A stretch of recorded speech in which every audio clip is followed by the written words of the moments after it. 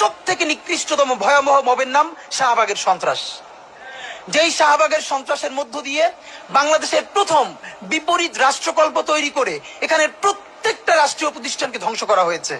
বাংলাদেশের বিচার ব্যবস্থা, বাংলাদেশের আইন ব্যবস্থা, সচিবালয় সবকিছুকে গুড়িয়ে দেওয়া হয়েছে। সেই শাহবাগ সন্ত্রাস না, সেই শাহবাগ মব না, সেই শাহবাগে প্রত্যেকটা জাতীয় দৈনিক প্রথম পাতায় লিড নিউজ করেছে তারা কখন মোম জ্বালাচ্ছে। আমি নিজে দেখেছি, শাহবাগে তো দিনের পর দিন আমি দেখেছি।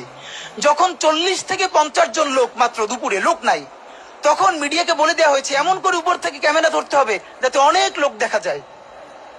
সেভাবে করে করে লোকানো হয়েছে, প্রত্যেকটা গার্মেন্টসকে বাধ্য করে লোকানো হয়েছে।